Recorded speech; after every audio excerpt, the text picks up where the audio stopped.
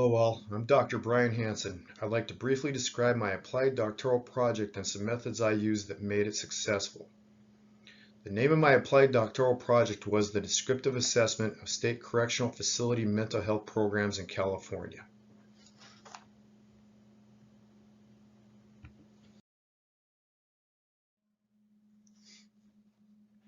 A little bit about myself. I received my doctorate in February of this year with a Criminology and Justice Studies specialization. I'm currently a federal, or what's called a general schedule employee, working for the U.S. Army at Camp Casey, South Korea as an emergency operations and plan specialist. I did 24 years in the U.S. Army. I'm a member of the 2 honor societies in the fraternity I've listed.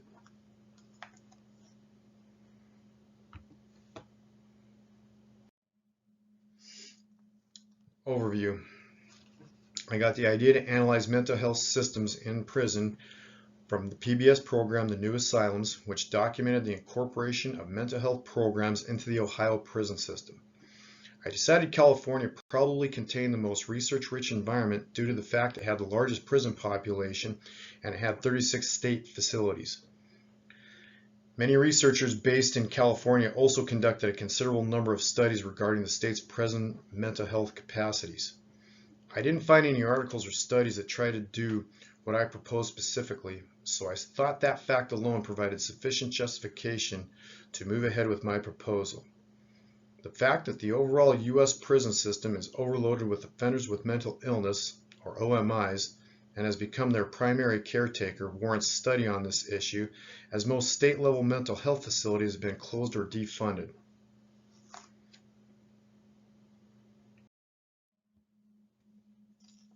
Design.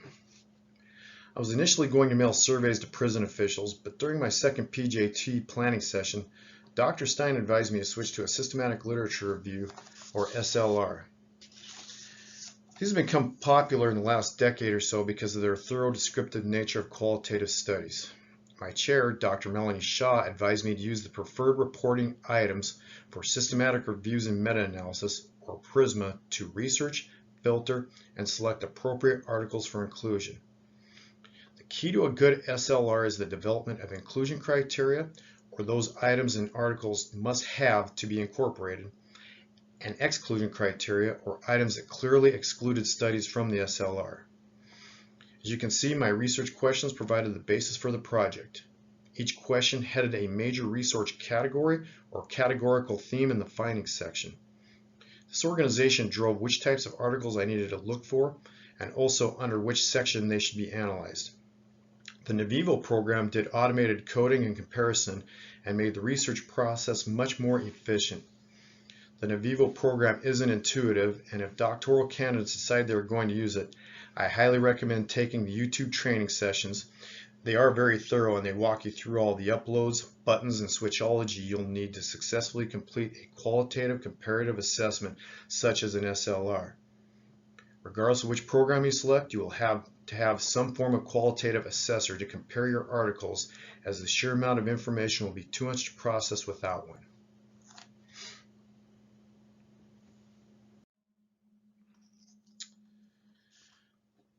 This is the PRISMA diagram.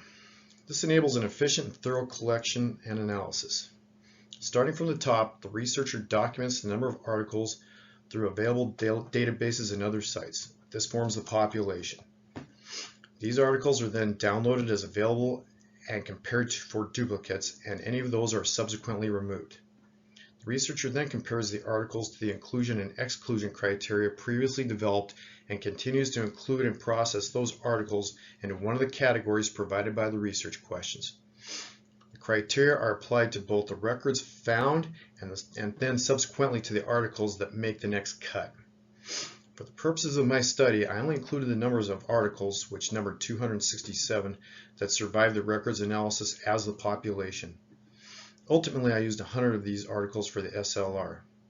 I recorded all these articles that passed the record review onto a dissertation matrix, which I will happily provide if requested, to show how I captured and recorded the articles that kept the process organized.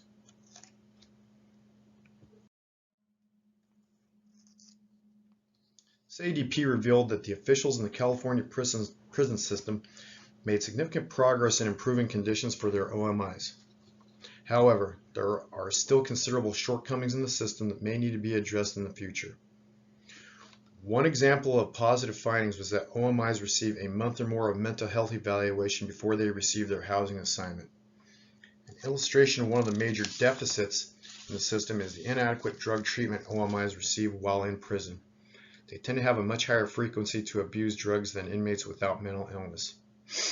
Future research for this project can be generalized to other states' prison systems, mental health capacities, and capabilities. Also, this study can be generalized down to the local jail level or elevated to analyze OMIs who are housed in federal penitentiaries.